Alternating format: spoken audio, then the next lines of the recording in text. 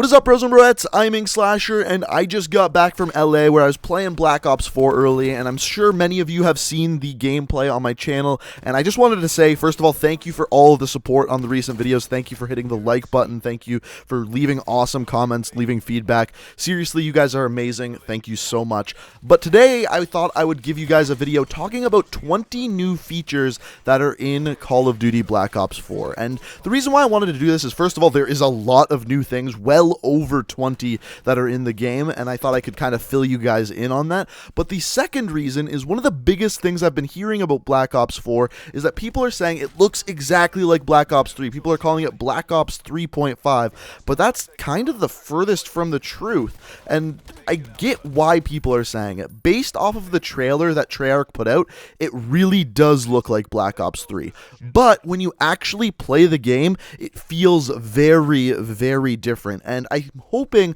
by showing you some of these big changes that they make, you'll kind of get that by the end of this video. So without further ado, let's hop into it, starting off with number 1. The first thing, and probably the most obvious thing, is that games are no longer 6v6. They are 5v5. And I'm assuming the reason why they're doing this is because they're also going to make competitive 5v5. And on top of that, they've made the maps a lot. And I mean a lot smaller. So combining those two things, the game doesn't really get slower. It just makes it so that there is less people in a lobby. Why they did that? Still not 100% sure, but it's definitely one big change that they did make. The second thing they changed is health. So before, in really every other Call of Duty game to date, the amount of health a player had was 100 health. Now, if you look down in the bottom left-hand corner of the screen, you can see that your character has 150 health. On top of that, it shows you the exact amount of health you have. So, once again, with it being 50 more than a normal Call of Duty game, they've also made time to kill a little bit longer than previous Call of Duty games. If you ask me, this is a good thing. It kind of feels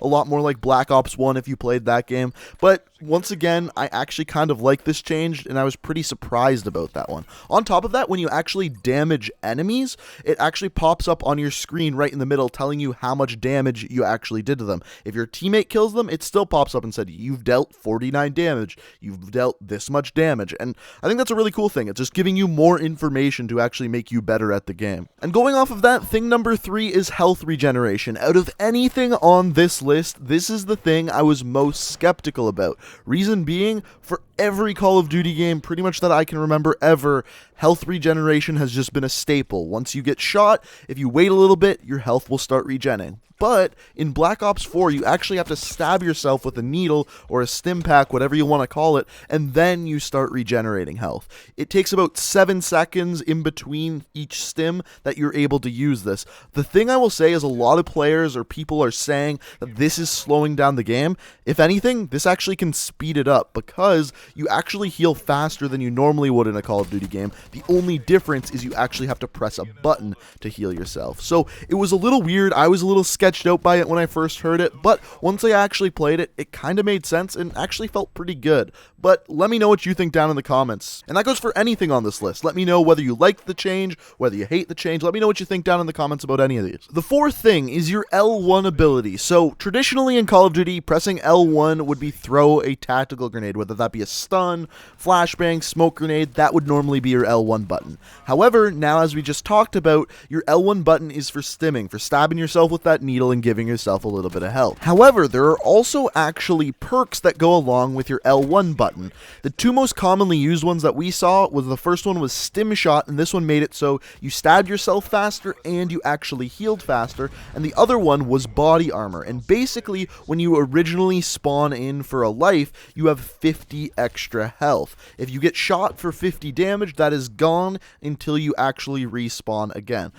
Oddly, the better of the two that we found was actually Stim Shot, and it might be a little bit of a crutch perk, so I could see them doing some tuning with that. Because remember, the version that we played was a pre-alpha version, still a very early version of the game. Thing number 5, your R1 ability. So once again, traditionally in Call of Duty, this would have been your lethal grenade, your Semtex, your Molotov, your regular grenade, that kind of thing. In this game, it's like that again, but there's also an extra option. You can choose to have an extra specialist ability, and then based off of what specialist character you pick at the beginning of the game, you will have an extra ability that is chosen by that specialist character. And I have a feeling that most of the time, people aren't going to use grenades or C4 or something along those lines. They're going to use the extra specialist ability, but we'll have to wait to see until people get their hands on it and see what they actually end up using. And speaking of specialist characters, that brings us to thing number 6, picking your specialist characters. Normally in Black Ops 3, you would pick your specialist character before the game.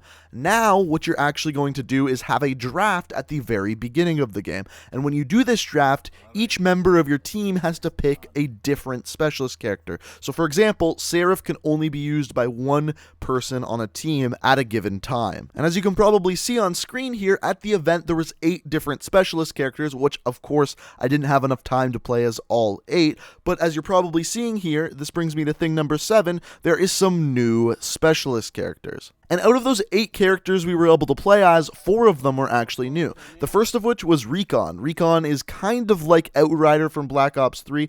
The second one is Crash. He's actually a healer. He can heal his teammates. The third is Torque. He can put up traps, so like barricades or barbed wire. And then finally Ajax. He's actually able to use a riot shield. Now, I'm not going to go into more depth than that. There's actually going to be either a video going up later today or tomorrow talking about all of the specialist characters, so be sure to stay tuned, hit that subscribe button, bell notifications, all that crap for those videos, but those are the new specialist characters so far that we've seen in Black Ops 4. So the 8th and next thing we're going to look at is the minimap. So as you can see on the HUD here, the minimap is a little different in Black Ops 4. First of all, as you can see, some areas are light and some areas are dark. They are coining this as the fog of war. Basically, the area near you and your teammates lights up on the map, and the area away from that is darker on the map. Now, I'm kind of unsure how this works with people shooting weapons with UAVs, but all I know is as of right now, it's different than previous Call of Duty games. I'm going to have to do more testing on that at a future date. And while we're looking at the HUD, that brings me to my 9th thing, the time and score of the game.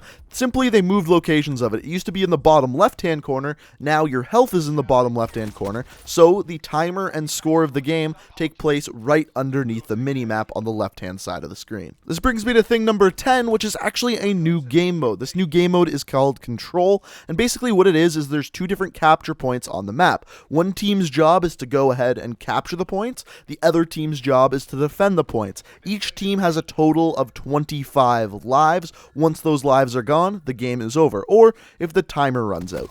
I actually had a lot of fun playing this game mode. I think it's going to be a real welcome addition to Call of Duty. But yeah, that's the new game mode in Black Ops 4. Thing number 11 is actually something I really didn't like, and that is the score screen. So at the end of the game, or whenever you check it, it shows your score, it shows the amount of damage you've done, it shows the amount of objectives you've played, but it doesn't show your kills, and it doesn't show your deaths.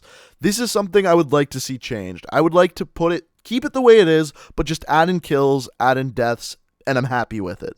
Maybe I'm old school, maybe I just don't like the change, but personally, I want to see the kills and deaths. But like I said, let me know what you think down in the comments. And this brings me to thing number 12, once again, a thing that may change going into the actual final copy of the game, and that's as of right now, assists actually count the same as kills. You actually get the exact same amount of score for a kill as you do for an assist. I don't necessarily think this is a bad thing. In fact, it's going to help people get a lot more score streaks. It's just odd. It's never been that way in a Call of Duty game before. Next up, thing number 13 is actually a new class of weapons. So we kind of talked about this yesterday, so I'll go over it quickly. Basically, there's a new type of weapon called tactical rifles. They're basically assault rifles that are not fully automatic. So you have a burst rifle and you have a semi-automatic rifle. Thing number 14, and another change to weapons, is that in Black Ops 4, shotguns are secondary weapons. This is similar to Modern Warfare 2, which I believe is the only other Call of Duty game to actually do that as well.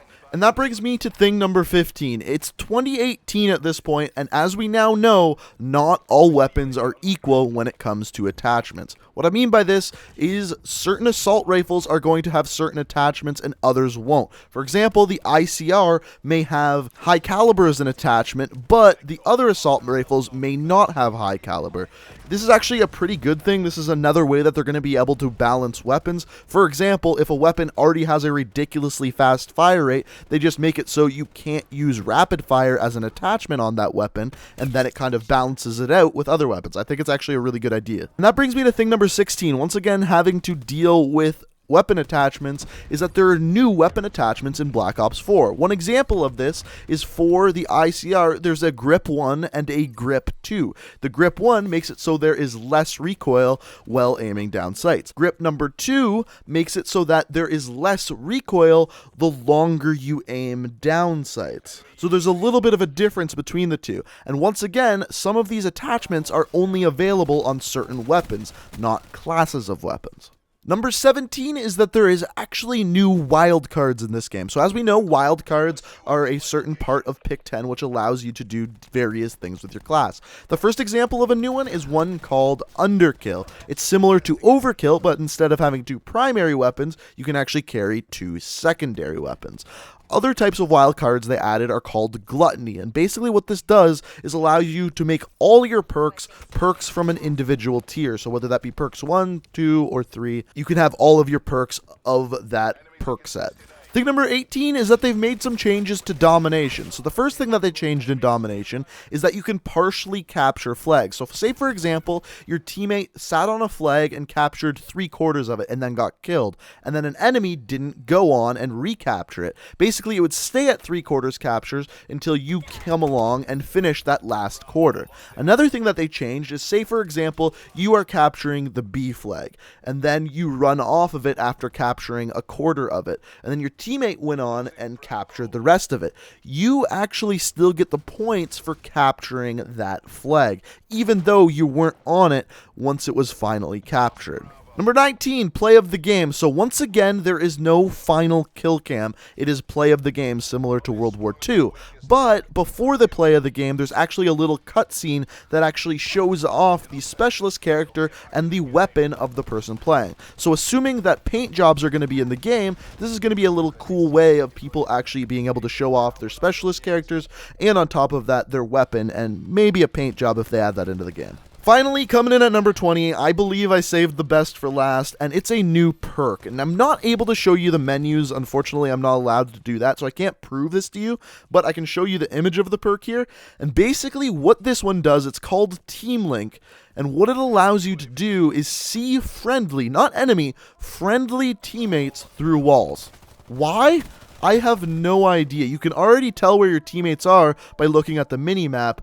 For some reason, this perk allows you to see them through walls. The only way I think this could be useful is if you're actually, as the healer character in Black Ops 4, able to heal your teammates through walls. That's the only way I could find this perk being at all useful. If you know any other ways, let me know what you think, but as of right now, this is one of the weirdest perks I've ever seen, not just in Black Ops 4, but any Call of Duty game. So I just thought I'd share that really weird perk with you. But anyway, guys, that is 20 new features in Call of Duty Black Ops 4. If you enjoyed the video, I would really appreciate it if you could hit that like button. This video took a ton of editing and a ton of effort to put the list together. So if you could hit that like button, it would really be appreciated. Also, let me know what you think of the list. Let me know the things you liked. Let me know the things you didn't like. Let me know down in the comments. Also, be sure to hit that subscribe button. We have plenty more Black Ops 4 videos coming. And if you want to stay on top of all my videos, the other thing you can do to help yourself out is hit that bell notification thingy, and you'll be notified when I upload videos. But guys, I hope you enjoyed the video. Thank you so much for watching, and until next time, guys, peace out.